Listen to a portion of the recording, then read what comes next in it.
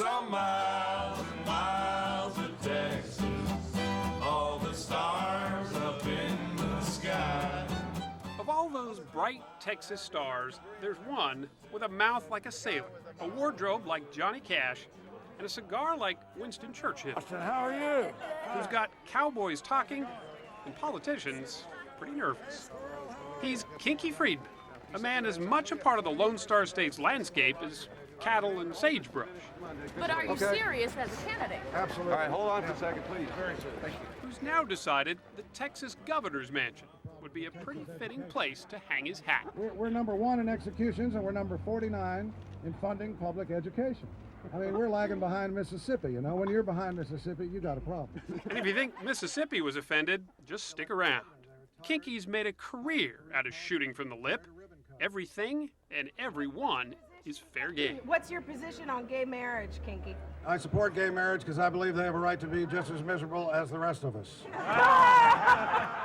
His independent candidacy may sound a little bit like a joke. He may even look like one at times.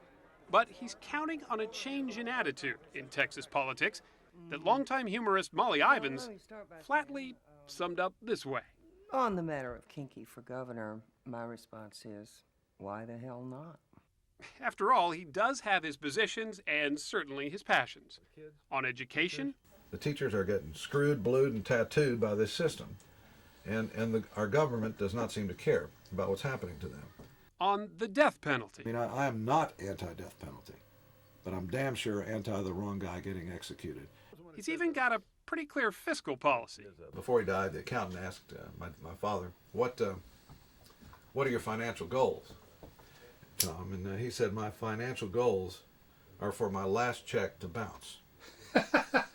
And that's pretty much my financial abilities, too. Is she there for a second, please? Texas Monthly editor Evan Smith, who allows Kinky a column every month, says it may well be the most interesting campaign Texas has seen in years. He speaks his mind. He is proud to be politically incorrect.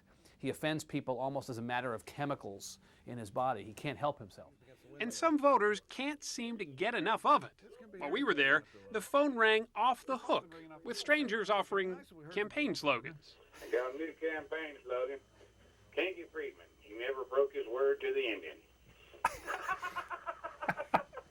When he invited us out to his boyhood ranch in the Texas Hill Country near San Antonio, where he lives with his 4 dogs, who he lovingly calls the Friedmans, he was cooking bacon for them when we arrived. Gooey, go. Quite frankly, we expected a day full of entertaining one-liners, but one's largely empty on substance. Okay. But what we found was someone much different. This is the place where I learned to ride. And he's actually someone oddly serious, who's devoted much of his adult life to offering second chances. We honest to goodness cook real hot, like turkey dinners for our dogs on holidays. At the Utopia Rescue Ranch, he saved more than 1,000 dogs and cats from being euthanized. Strays who now live here on his ranch until they're adopted. Nancy Parker, who runs the place, says what donations don't cover, Kinky pays for, out of his own pocket. That guy, besides rescuing animals, he will not tell you this, he rescues people. And he's rescued more than you can imagine. But Kinky's under no illusions. it's a long shot, sure. It's Don Quixote, no question about it. I mean, Kinky does move to a different beat, no doubt about that, in more ways than one. Jews like Jesus in a war. They don't turn the other cheek the way we've done before. If you've already heard of Kinky, it's probably because of his music. Some call it country, some call it satire, a lot of people call it distasteful.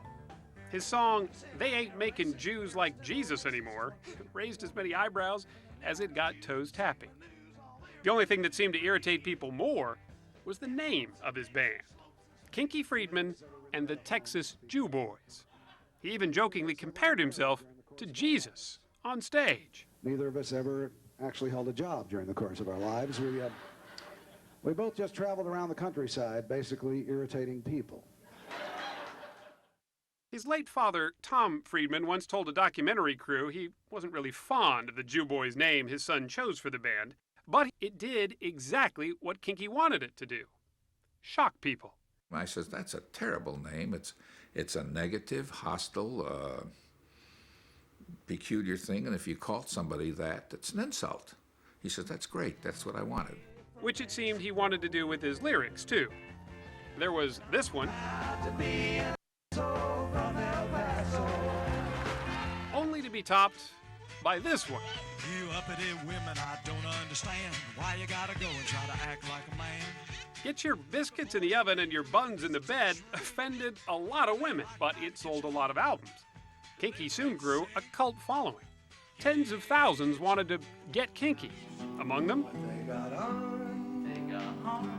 even Willie Nelson.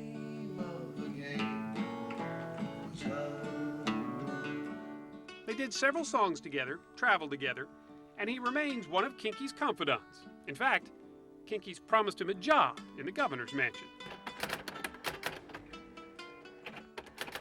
But his fan base really grew when Kinky really started writing. Not lyrics, but books. Mystery novels, with himself as the main character. It's a lot of books. I can't believe I wrote all this stuff. Can't you? No. Everything from the love song of J. Edgar Hoover to a murder mystery about his travels with Willie Nelson called Roadkill, which made it onto the New York Times bestsellers list. Nearly 24 comic mysteries in all that attracted a whole new following. I'd forgotten this. Most notably, Bill Clinton, who liked him so much, he invited him to the White House, and Kinky rewarded him with a gift. We're standing in this huge crowd, and Kinky Friedman pulls out a Cuban cigar, which is still illegal in America, you know. And he said, I want you to have this, Mr. President. I said, do you know what you're doing to me? And everybody's looking, right? There's 50 or 60 people staring right at him. He says, don't think of it as helping their economy. Think of it as burning their fields. And the whole crowd just cracked up. While traveling through the Lone Star State, I lost my lunch before I ate. It happened in a Bullet Head Cafe.